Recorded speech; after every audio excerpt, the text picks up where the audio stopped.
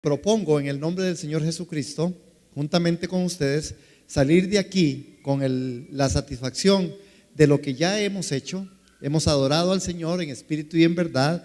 Lo hemos hecho a través de la oración, lo hemos hecho a través de la alabanza, lo hemos hecho a través de las ofrendas, los diezmos, que son muy necesarios, son parte del ejercicio espiritual y nosotros los requerimos como iglesia. Y también ahora a través de la palabra. La palabra es vital, es importante. Amén, es lumbrera a nuestro camino. En Lucas capítulo 10 aparece en el verso 26 al verso 28 lo siguiente. Dice así, estoy en 9.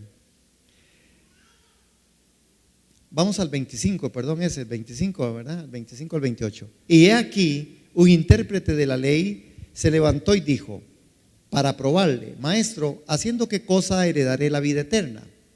Él le dijo, ¿qué está escrito en la ley? ¿Cómo lees? Aquel respondió, dijo, amarás al Señor tu Dios con todo tu corazón y con toda tu alma y con todas tus fuerzas y con toda tu mente y a tu prójimo como a ti mismo. Y él le dijo, bien has respondido, haz esto y vivirás. Amén. Hermanos, cuando vemos esta pregunta que a nosotros nos aparece ahí, ¿haciendo qué cosa poseeré la vida eterna? Este hombre, que es un maestro de la ley, se acerca a Jesús para hacer esa pregunta. Pero yo quiero que en esta mañana, usted y yo, tal vez tengamos que preguntarle esto mismo al Señor. ¿O usted cree que ya tiene la vida eterna? Si usted no cree que la tiene y si usted cree que la tiene, la pregunta debe de estar haciéndose formulada. ¿Qué cosa haré para poseer la vida eterna? ¿Cuántos creen que tienen la vida eterna? Hermanos, en esto nosotros tenemos que estar muy claros. Por eso en el texto que leímos anteriormente a esto, al evento, y que fue lo que en el folletito aparece, ¿qué tipo de iglesia nosotros somos? ¿Qué tipo de cristianos nosotros queremos ser? Porque las estadísticas hablan de situaciones muy adversas. Cuenta este hombre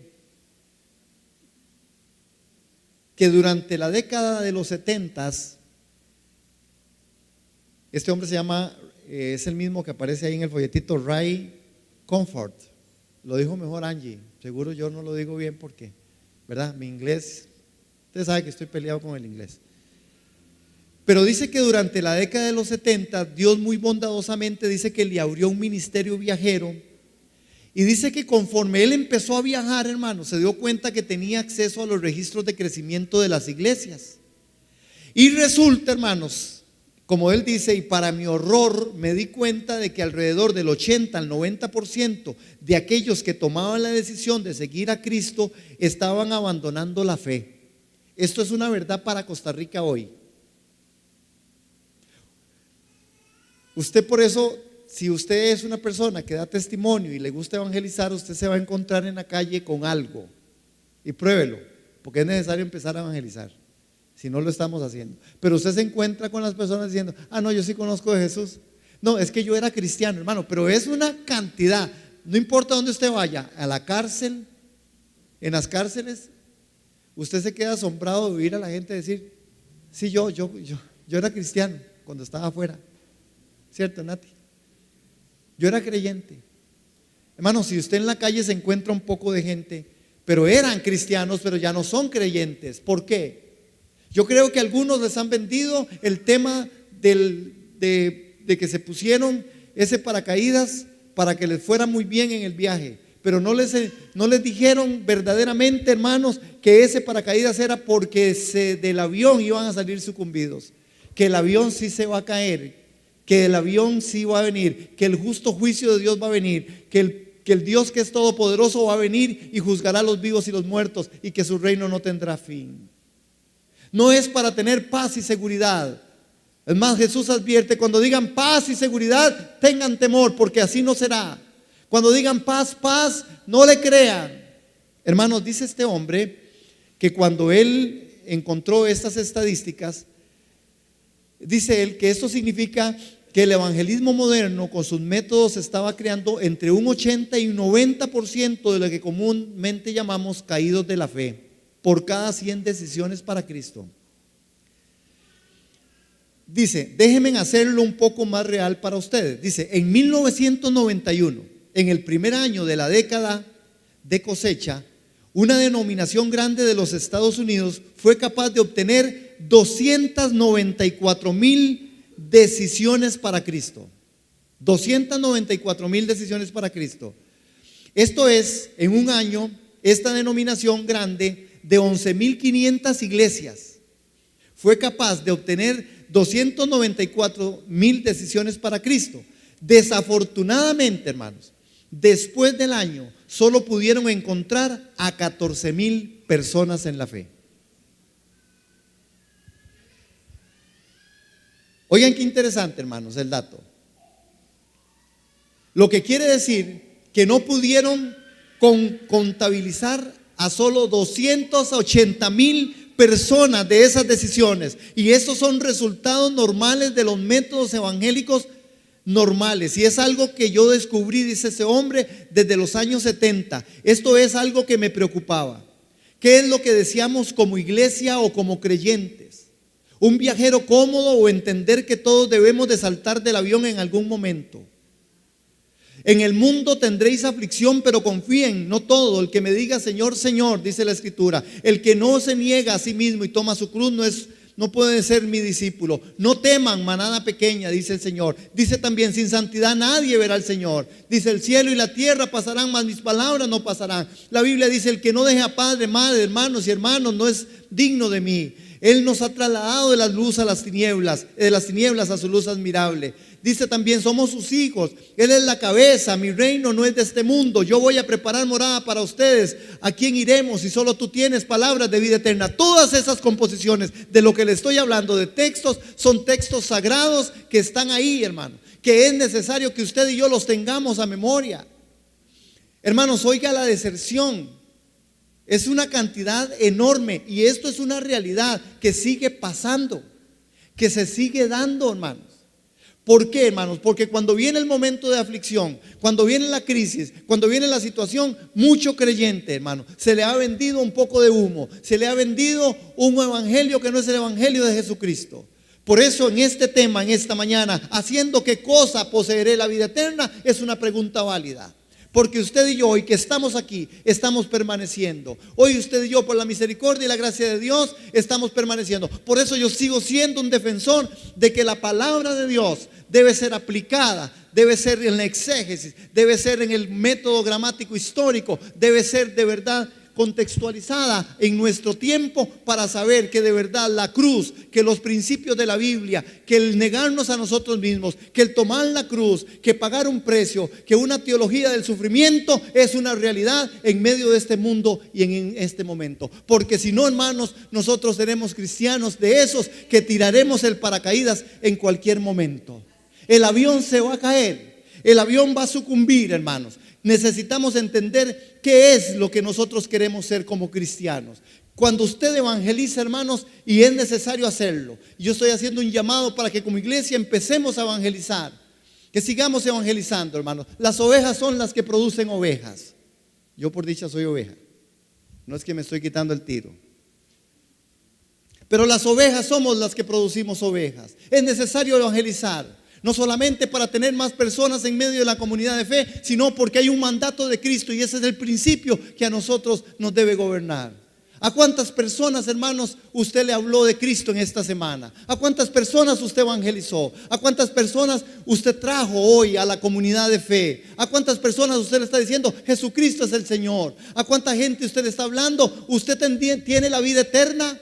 Usted tendría que preguntarse y preguntarle a la gente, haciendo qué cosa usted va a poseer la vida eterna. Es necesario empezar a evangelizar, es necesario empezar a predicar a Cristo, ya no por causa de tener iglesias grandes. Bendito el Señor si así Él lo quisiera, pero el tema está, hermanos, en que nosotros tenemos de Dios un mandato: ir por todo el mundo y predicar el evangelio. Amén. Es necesario hacerlo, orar por las almas perdidas. poder ir a las cárceles, a los hospitales, poder ir a hacer de verdad la provisión y llevar la provisión de Dios, pero con un evangelio, hermanos, que no sea un evangelio donde usted le diga a la gente, es que usted viene a Cristo y usted va a ser el hombre más feliz. Eso es verdad en el contenido y en el principio, pero hay que advertirle, hay que contarle la historia completa, hay que decirle, sí, Jesús también dijo, en el mundo tendréis aflicción, pero confíen, yo he vencido al mundo.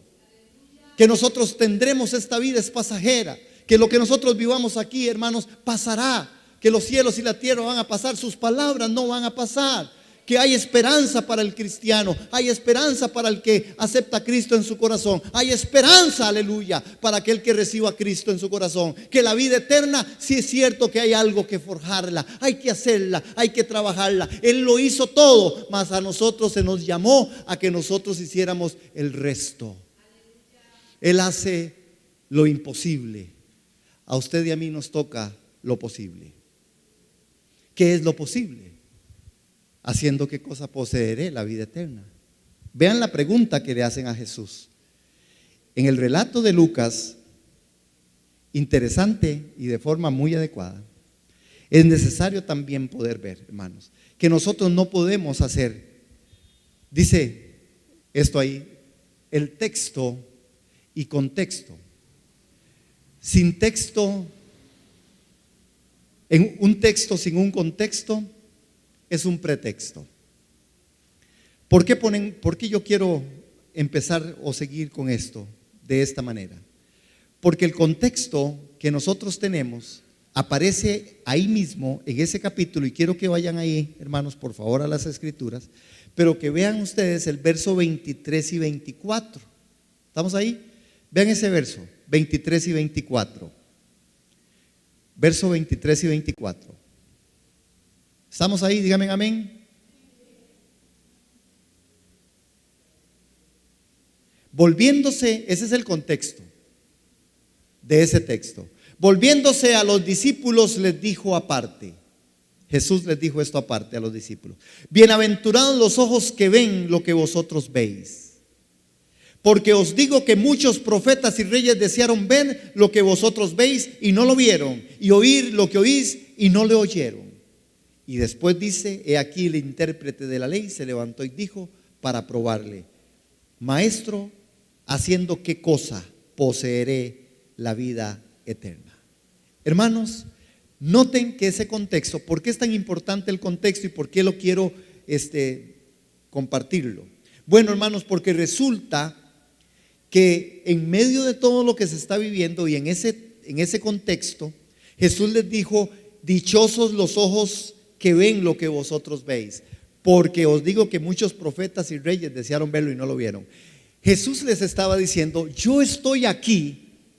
Eso es lo que les está diciendo. Qué dichosos son ustedes de poder verme, porque muchos no me han visto.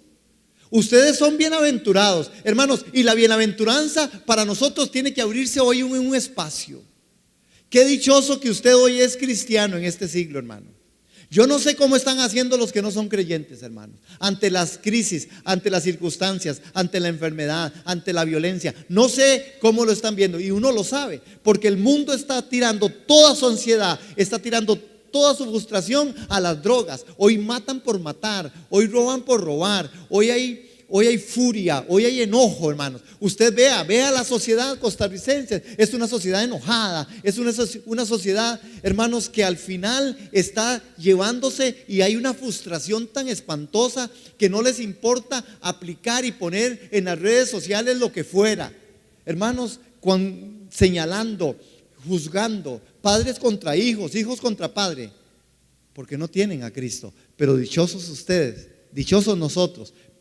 Aplica: bienaventurados los que están viendo en este momento lo que nosotros podemos ver. Nosotros somos dichosos, hermanos, muy dichosos, demasiado dichosos, porque tenemos el Espíritu Santo, porque tenemos a Cristo, porque tenemos la fe, porque tenemos la inteligencia espiritual para lograr ver que Dios sí tiene un propósito para nosotros. Y por favor digan amén. Eso es verdad. Y dijo el otro: si es verdad, es que es cierto. Ese es el contexto. Y el contexto sirve para que nosotros no hagamos un pretexto. Jesús estaba diciendo, son dichosos los que me pueden ver a mí. No son dichosos los que no me ven. No, dichosos los que me ven. Entonces, dichosos nosotros, hermanos, que hoy podemos ver que esta escritura a nosotros se nos abre en este espacio. ¿Haciendo qué cosa podré poseer la vida eterna? Dos principios que se abren aquí, hermanos. El uso de la palabra poseer es interesante. El control de una herencia está en manos del que la da y no en manos del que la recibe. Esta palabra poseer, hermanos, entonces está siendo para nosotros, y así es como debemos de recibirla, porque el control de la herencia está en manos del que la da, no en manos del que la recibe. Jesús está diciendo y está diciéndole: yo prometí a Israel que heredaría la tierra prometida, y todos comprendieron que la herencia era un regalo. Hermanos, sin embargo, es posible que una persona ofenda a su benefactor y pierda la herencia. También es posible dejar una impresión favorable sobre un benefactor y ganarse la herencia. Este hombre, que era un conocedor de la ley, era como un abogado, y el abogado pregunta: ¿qué es lo que tiene que hacer para impresionar favorablemente a Dios y así ganarse la herencia de la vida eterna? Él estaba dentro del pueblo que se le había otorgado la tierra prometida. La tierra prometida era para el pueblo y seguirá siendo para el pueblo de Israel. Pero, hermanos, el benefactor, la herencia está en manos en control del que la da, no el del que la recibe, porque el que la da en cualquier momento puede decir: no, ya yo no se la doy, porque herencia llegará a ser hasta que usted se muera. Yo podré prometerle algo en herencia, pero si usted hizo algo incorrecto, yo sencillamente lo quito, punto. Hermanos, yo no estoy hablando aquí que la salvación se pierde no, ese no es mi tema, ese no es mi punto. Yo no quiero entrar ahí en eso, podremos discutirlo en otro momento. Lo que sí sé es que él dice: para poseer, usted tiene que tener algún requerimiento. Para poseerla, usted tiene que tener algo. Nuestro testimonio, hermanos, es muy importante. Ven ese segundo principio. El testimonio ha de pasar de las respuestas a la demostración de amar a Dios, por tanto amaremos al prójimo. Porque cuando aquí en la pregunta Jesús está siendo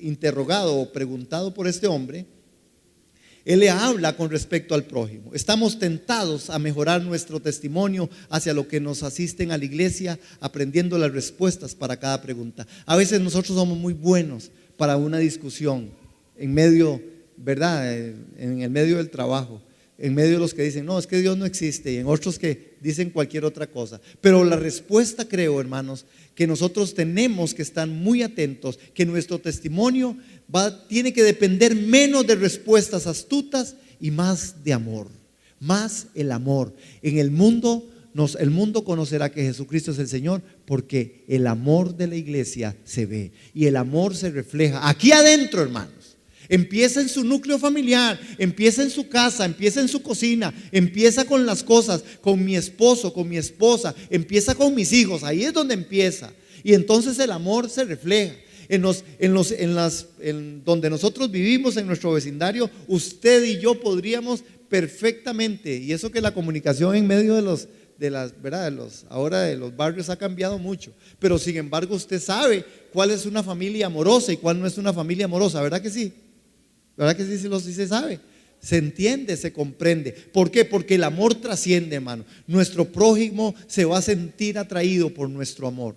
Eso es tan importante como lo que Jesús está diciendo. Ahora, vean cómo Jesús aborda a este hombre, y entonces le empieza a preguntar y le empieza a decir con respecto a esto. Le dice en Lucas 10, 27, 28. El Señor le dice: amarás al Señor. Él le pregunta, el Señor le dice: bueno, a ver, ¿qué está escrito en la ley? ¿Cómo lo lees? ¿Qué dice la Escritura? Hermanos, vea, cuando Jesús le dice a este hombre, en el cuestionamiento, ¿verdad? Él le empieza a decir: bueno, ¿qué es lo que usted lee? Usted es un experto en la ley, usted tiene la palabra, usted la ha estudiado por mucho tiempo. ¿Qué está escrito en la palabra? ¿Qué está escrito en la ley? ¿Cómo la lee? Le dice Jesús. Y dice que este hombre le responde, dijo: amarás al Señor tu Dios con todo tu corazón, con todas tus fuerzas, con toda tu alma y con toda tu mente, y a tu prójimo como a ti mismo.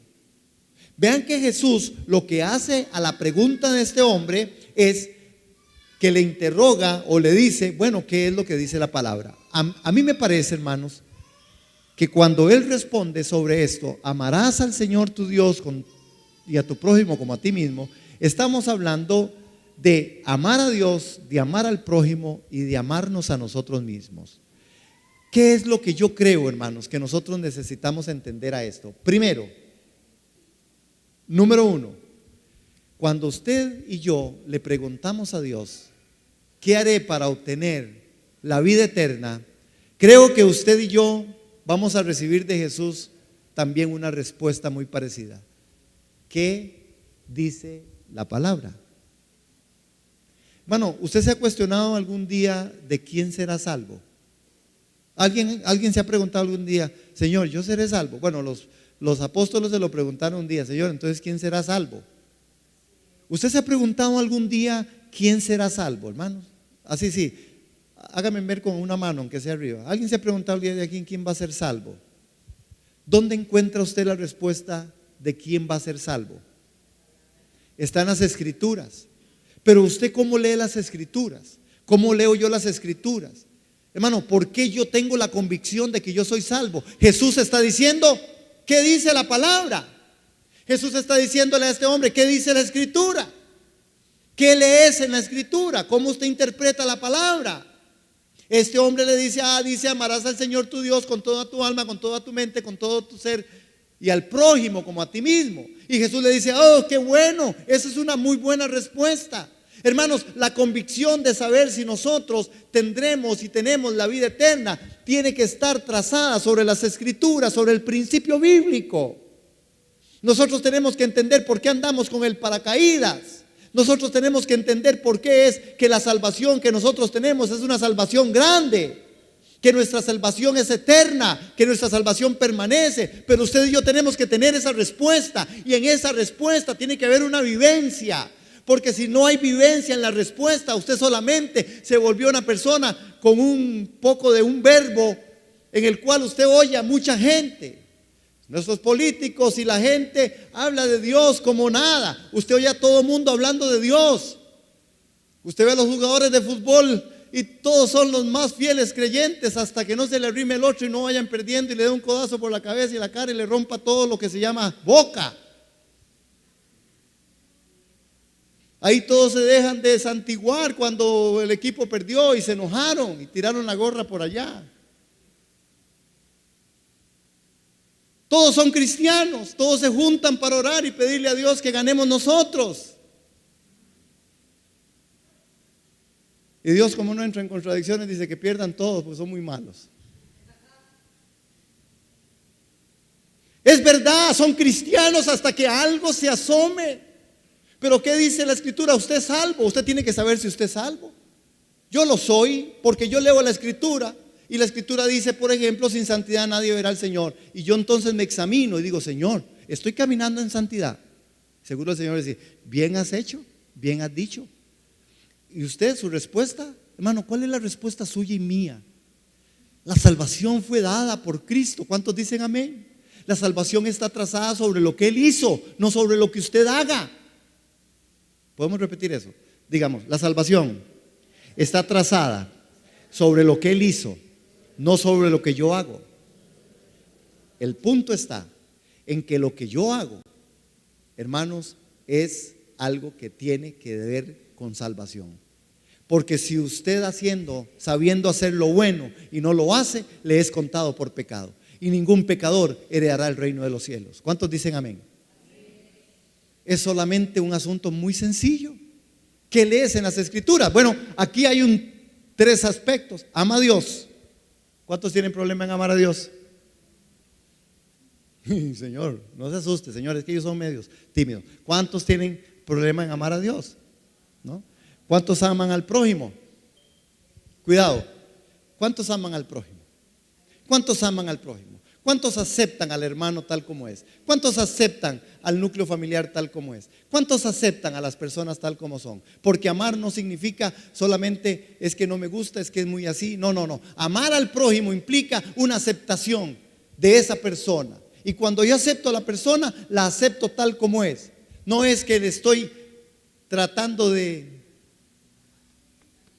tocar el hombro para decirle que todo está bien con lo que está haciendo. No, no, no. Amarlo es decirle la verdad. Amarlo es confrontar. Amar es decir las cosas como son. Pero ¿amamos a nuestro prójimo o nos retiramos de nuestro prójimo? Y entonces amarnos a nosotros mismos. ¿Cuántos tienen algún problema con esa área? ¿Cuánta gente no se acepta a sí misma? Hermanos, esta es la práctica de la Biblia. Esta es la práctica de ser cristiano. Si usted no se ama a usted mismo, hermano, usted no piense que usted puede amar a Dios. Es mentira. Ni piense usted, ni pienso yo, que si yo no puedo amar a mi hermano, a mi hermana, que si yo no puedo amar a mi núcleo familiar, mentira que yo diga que puedo amar a Dios. Es mentira. ¿Cómo puedo amar a alguien que no veo si no puedo amar al que estoy viendo, hermano? Esta es la llamada de atención en el texto. Por eso necesitamos predicar un evangelio que sea un evangelio de verdad. Un evangelio que trace los principios y los valores constantes salidos de las escrituras, hermano.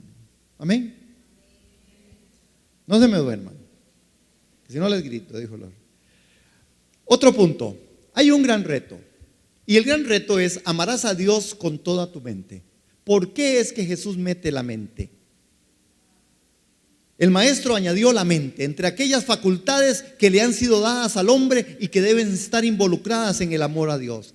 Tal vez a muchos les parezca extraña esta inclusión porque identifican el amor con las emociones y no con el intelecto. Algo de esto parece estar ocurriendo en la actualidad en algunas iglesias evangélicas, donde lo importante parece ser lo que se siente en los cultos y no lo que se aprende en la palabra. Hermanos, también la música cristiana moderna parece estar diseñada con este mismo fin. Es triste observar cómo las letras de las canciones cada vez son más pobres en contenidos y agotadoramente repetitivas. ¿Cuántos dicen amén a eso? Eso es verdad, hermano. Amarás al Señor tu Dios con toda tu mente, con toda tu mente, con toda tu capacidad. Quiere decir que la circunstancia viene, que la situación viene, y en tu mente usted tiene que estar claro: Señor, te amo a pesar de esto que me está pasando. Estoy consciente de que la cosa no está bien, de que la cosa no anda bien, de que no tengo el trabajo, de que no tengo el ingreso, de que la economía está fraguándose, de que la situación está adversa, que mi hijo, que mi hija están en crisis, que la situación familiar no está tan bien, que mi salud no está tan bien, Señor, pero aquí en mi mente te amo a pesar de eso, te amo con toda mi mente, te amo con toda mi mente. Tengo capacidad intelectual para decir: yo amo al Señor a pesar de que estoy pasando por esto. Yo amo al Señor a pesar de esto. Porque qué fácil, hermanos, a veces es. Porque son dos cosas que se contraponen. Cuando usted y yo estamos pasando en crisis, amamos al Señor de una manera para que nos salve el problema. Una vez que el problema pasa, empiezo a alejarme. Lo que dije fue mentira. Lo que dije, Señor, que yo hacía porque cuando usted está en la circunstancia, hermanos, usted ofrece el oro y el moro. ¿Cuántos dicen amén? ¿O me pasa solo a mí? A mi esposa y a mí. Perfecto. No, yo sé que es verdad. Es cierto, hermanos. ¿Cierto? Usted ama al Señor con toda su mente. Piense en esto. En su mente, en su parte evolutiva, en su parte de decisión. Yo estoy aquí porque yo amo a Cristo.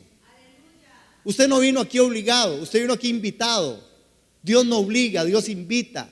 Igualmente el Centro de Enseñanza y Discipulado. Nosotros no obligamos, invitamos. Y queremos que todos vengan. Y estamos haciendo un llamado: que todos vengan, que todos den, que todos oren, que todos alaben al Señor, porque los necesitamos, porque es la dinámica de la iglesia. ¿Cuántos dicen amén? Y me parece que es importante entonces amar al Señor con toda la mente. Y el otro gran reto es: amarás al Señor con todo el corazón. Amar a Dios le proporciona al hombre la única meta suficientemente grande como para satisfacer todo su ser. Hermanos, el gran reto de amar a Dios con todo el corazón, es decir, cualquier otra alternativa le va a dejar a usted una profunda sensación de insatisfacción. Y usted siempre terminará degradando y esclavizando su espíritu. Y esta es la razón por la que el hombre moderno busca frenéticamente nuevas sensaciones y experiencias con el fin de llenar de alguna manera el vacío que la ausencia de Dios deja en su ser. Sin embargo, hermanos, el diablo ha logrado introducir en la mente y en el corazón del hombre la idea opuesta. Dios es un tirano todopoderoso, decidido a quitarle toda libertad y a negarle los grandes placeres de la vida. No olvidemos que esta fue la tentación de la serpiente cuando le presentó a Adán y a Eva en el huerto del Edén. Hermanos, el principio que a nosotros nos debe mover aparece sobre cómo Jesús da la respuesta como principio de vida. Disfrutar de todas las cosas en una relación plena de amor con Dios.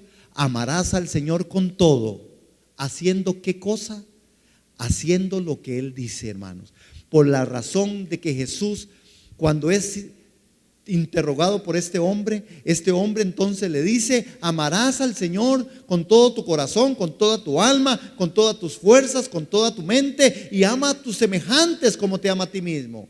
Y Jesús les dijo: tienes razón, hazlo así y vivirás. ¿Qué fue la respuesta de Jesús?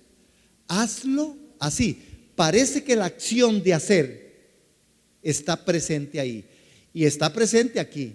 Sí, hermano, usted y yo fuimos salvos por la obra de Cristo. Usted y yo fuimos salvos por la cruz del Cordero. Pero al final de la jornada, ¿qué es lo que realmente usted está contestándole a Dios? Es su vida. Es su vida. Con su vida. Haz esto y vivirás. Lo que usted está haciendo le alcanza para ser un hijo de Dios. O usted tiene capacidad, está en el culto y está en otra cosa. Están viendo el teléfono. O están pensando está orando y está pensando en terminar de orar rápido para ir a hacer otra cosa. ¿Cómo es tu vida? ¿Cómo es mi vida? ¿Cómo es mi vida espiritual? ¿Usted está listo? ¿Usted cree que usted va para el cielo? Yo quiero oír amenes. ¿Quién cree que va para el cielo ya, si se muere ya? ¿Quién cree que tiene la vida eterna?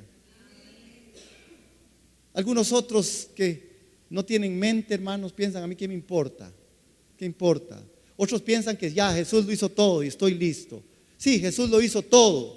Lo hizo todo para que usted establezca, para establecer el norte. Usted no tiene que hacer nada. La gracia es suficiente.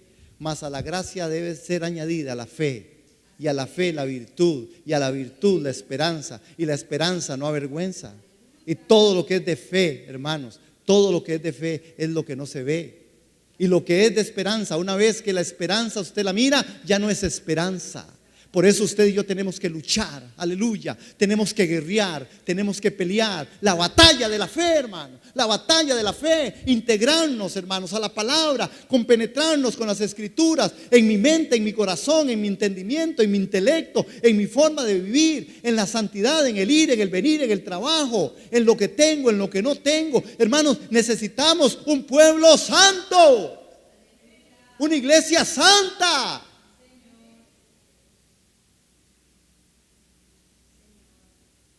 Hay otras predicaciones que pudieran ser, que son efectivas. Hay gente que quiere una iglesia muy grande, otra iglesia con muchos edificios, y yo creo que no está mal. Ojalá nosotros tuviéramos un edificio cada vez más bonito y tuviéramos más ingresos, porque son necesarios. Pero el punto de partida en nosotros tiene que ser santidad a Jehová. El punto de partida de nosotros tiene que ser una teología del sufrimiento. Es agarrar de verdad, hermanos, si Señor, usted no nos trajo aquí para volver atrás.